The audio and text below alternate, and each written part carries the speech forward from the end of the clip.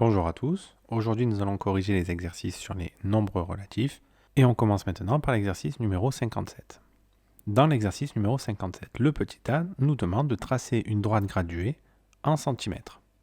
On va quand même regarder le petit b. Sur cette droite graduée, place les points A, B, C, D, E. Donc on voit que le plus grand c'est 5,5, le plus petit c'est moins 3,5, moins 5,3 pardon. Donc on sait qu'on va devoir tracer une droite de 11-12 cm. Et ensuite, dans le petit c, on nous demande de ranger dans l'ordre croissant ces nombres-là, en observant la droite graduée. Donc, première étape, c'est tracer la droite. On va mettre 0 ici. Comme votre unité, c'est le centimètre, ce qui veut dire qu'à la graduation 1 ici, vous devez avoir 1 cm ici. Si vous n'avez pas ça, c'est pas bon, il faut refaire. Voilà, donc ça, c'est la réponse à la question A, c'est la droite graduée. Deuxièmement, on me demande de placer les points A, B, C, D, E.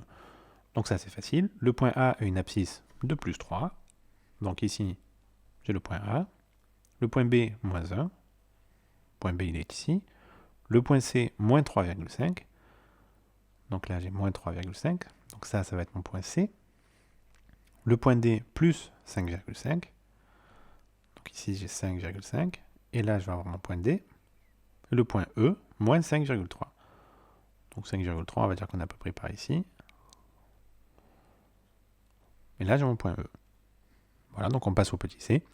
On nous dit qu'en observant la droite graduée, on doit ranger dans l'ordre croissant les nombres 3, moins 1, moins 3,5, 5,5, moins 5,3. Donc en fait, ici, simplement, ce qu'il va falloir faire, c'est partir du point E qui sera le plus petit et arriver jusqu'au point D qui sera le plus grand. Donc, moins 5,3. Ensuite, il y a, lui, il est plus petit que moins 3,5.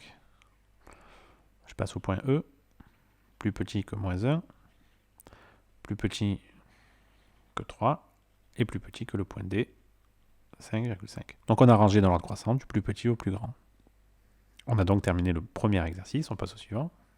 Dans cet exercice-là, on nous demande de ranger dans l'ordre décroissant, décroissant c'est du plus grand au plus petit, les nombres de la série A et les nombres de la série B. Donc on va commencer par la A. On voit qu'on n'a que des nombres négatifs. Donc ce que l'on va faire dans un premier temps, c'est qu'on va prendre le plus proche de 0. Le plus proche de 0 dans les nombres négatifs, ce sera le plus grand nombre. Et ici, le plus proche, c'est moins 9,3. Donc moins 9,3 sera plus grand que... Donc là, on a le choix, 99 moins 99,13 et moins 99,3. Celui-ci est plus proche. Plus grand que celui-là.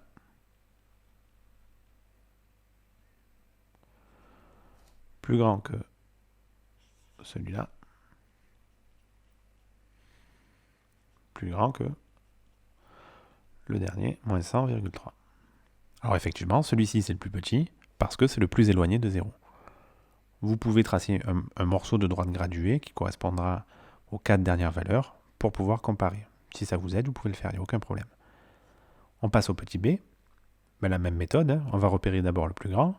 Donc là, on voit qu'on a des nombres positifs et des nombres négatifs. Donc on va commencer par repérer les nombres positifs qui sont le plus grands. Donc là, aucune difficulté. Le plus grand, c'est 2,21, suivi de 2,1 et de 2,01. Ensuite, on passe dans les nombres négatifs. Et dans les nombres négatifs, c'est l'inverse. C'est-à-dire que c'est le plus proche de 0 qui sera le plus grand. Donc là, moins 2,1 sera le plus grand. Ensuite, moins 22,1 ou moins 20,1. Eh bien, moins 20,1, c'est plus proche de 0.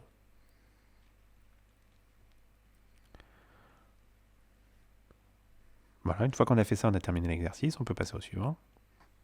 On nous dit dans un repère, place les points A et B. Le point A qui a une abscisse de moins 1 et une ordonnée de moins 2. Le point B qui a une abscisse de 3 et une ordonnée de 2. Donc, bon, première chose à faire, a priori, ça serait tracer ce repère. Donc on va prendre une unité ici, on ne donne pas d'indication, donc vous pouvez prendre le centimètre par exemple. Donc première question, la petite a, c'est placer le point A et le point B. Le point A, il a une abscisse de moins 1, ici, une ordonnée de moins 2. Donc là, j'ai mon point A. Le point B, c'est 3 et 2. Donc 3 en abscisse, 2 en ordonnée. Le point B est ici. Très bien. On nous dit de construire le ou les carrés de côté AB. Donne alors les coordonnées des sommets du ou des carrés. Donc on commence par tracer le segment AB. Alors vous, ce que vous devez faire sur votre cahier, c'est de prendre le segment là et de le reproduire à l'identique. Alors moi, ça va être un peu plus compliqué que ça, mais je vais essayer de faire pareil que vous.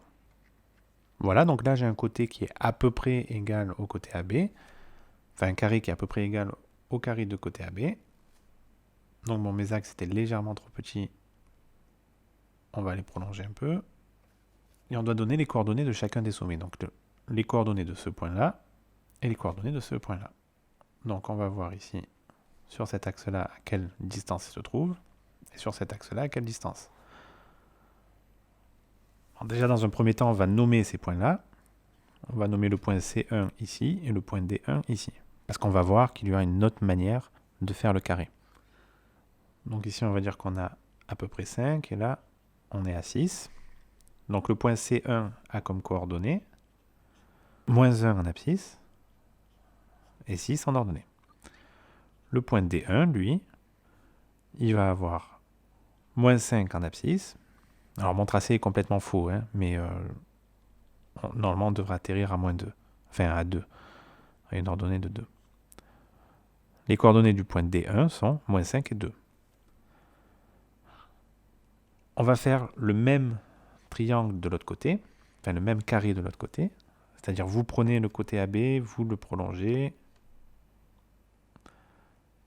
ça va vous donner quelque chose beaucoup mieux fait que ce que je viens de faire, et qu'on va nommer du coup C2 et D2. Et le point C2 a comme coordonnées 7 en abscisse, moins 2 en ordonnée, et D2 a comme coordonnées 3 et moins 6. Voilà donc ce qu'il fallait faire, beaucoup mieux fait sur votre cahier. Donc dans le petit c maintenant, on nous dit construis le ou les carrés de diagonale AB, donc le segment AB. Donne alors les coordonnées des autres sommets du ou des carrés. Donc ici, combien de carrés partagent la même diagonale AB? Il n'y en a qu'un seul, hein, donc on va en faire qu'un. Donc je repasse AB dans une autre couleur, comme ça au moins on y verra plus clair. Voilà donc à peu près ce que vous devez tracer. Donc ça on peut nommer le point E, et lui on peut le nommer le point F. Donc le point E a comme coordonnées moins 1 et 2. Et le point F, il a comme coordonnées 3, moins 2. Et donc une fois qu'on a fait ça, on a terminé l'exercice.